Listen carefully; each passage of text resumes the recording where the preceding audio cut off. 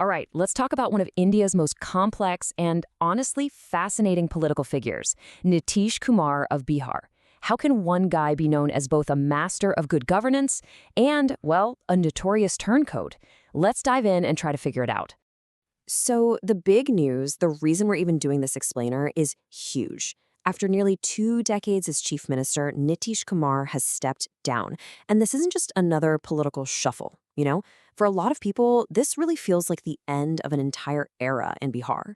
You really can't get a handle on Nitish Kumar without knowing his two completely opposite nicknames. On one side, he's Sushasan Babu, that's Mr. Good Governance, a name he earned for, by many accounts, turning around a lawless state. But on the other hand, people call him Paltu, which is a much more critical name. It basically means the turncoat, and it's for his frequent and often shocking political U-turns. So, which one is it? Is he a principled leader who was forced to make tough compromises? Or is he a brilliant opportunist who just used good governance as a tool to hold on to power? That's the big question we're going to try to unpack here. Okay, first, let's dig into this reputation he has as the ultimate political survivor, the man they call Paltu. I mean, his career path is a masterclass in changing partners. He starts off with the BJP back in the 90s, then 17 years later breaks with them because of Narendra Modi's rise. Then he joins up with his biggest rival, Lalu Prasad party, only to leave them and go back to the BJP. Then he leaves the BJP again for Lalu's party, and you guessed it, in 2024, he flips back to the BJP. Yeah, if you're trying to keep track, you might get whiplash. It is a truly dizzying pattern. And here's what his chief rival, the same Lalu Prasad Yadav, had to say about him back in 2017 during one of those famous switches. This quote just cuts right to the chase, doesn't it? It perfectly sums up the main criticism from his opponents, that for him it's always been about one thing and one thing only, staying in that chief minister's chair. So you might be wondering, why did people keep voting for him through all these changes? Well, for his supporters, all that political maneuvering was just a means to an end. And that brings us to the other side of his identity, Sushasan Babu, the man who's credited with bringing good governance to Bihar. You have to remember what Bihar was like when he first came to power in 2005. I mean, it was in a state of near collapse. His first term is remembered for a really dramatic turnaround. We're talking about restoring law and order, paving roads where there were none, bringing electricity to villages, and making these huge investments in education. His whole governance philosophy was kind of boiled down into this one flagship policy, the Sat Nischay, or 7 resolves. And this wasn't just a list of promises, it was a really structured, comprehensive plan to tackle Bihar's deepest, most persistent development problems head-on. The ambition here was pretty clear. This wasn't just about building a few things. It was a whole vision. It connected things like jobs for young people with clean drinking water and empowering women. It treated all these issues as interconnected pieces of one giant development puzzle. And some of these ideas had an incredible, real-world impact.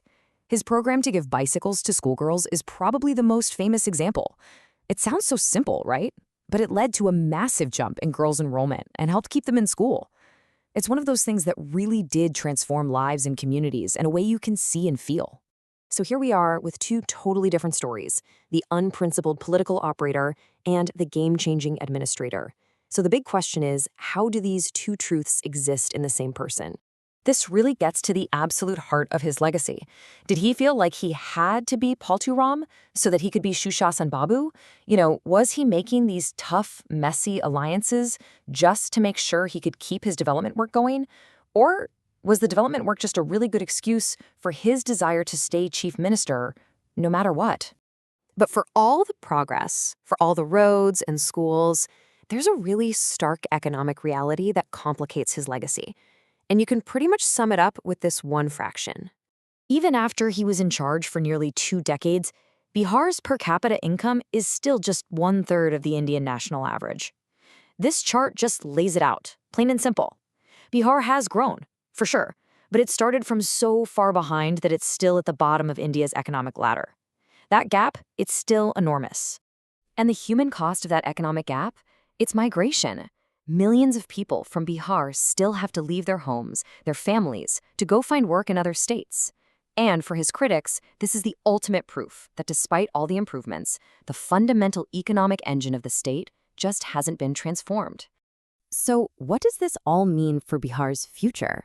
Well, with Nitish Kumar stepping away, this isn't just about one guy leaving office. We might be watching the end of an entire political era. See, both he and his great rival, Lalu Prasad Yadav, came out of the same political movement back in the 1970s, the JP movement.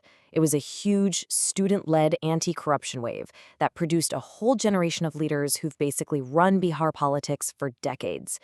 With Nitish's exit, it really feels like that chapter is finally closing. And a new generation is absolutely ready to step up.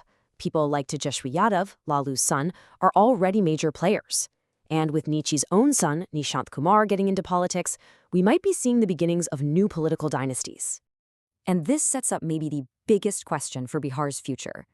For over 30 years, state politics has been all about the rivalry and sometimes the alliances between Nitish and Lalu. With them moving off the main stage, does this finally open the door for the BJP, their on-again, off-again partner, to become the single most dominant force in the state? But at the end of the day, the final verdict on this whole era won't be about the clever political moves or how many years someone was in charge. The real measure is much simpler. Were the lives of everyday people in Bihar fundamentally changed for the better? So was he a visionary who used pragmatism to pull his people out of a tough spot? Or was he a master survivor whose constant political games meant that bigger opportunities were missed? For Bihar's great political chameleon, that's the question that history is going to have to answer.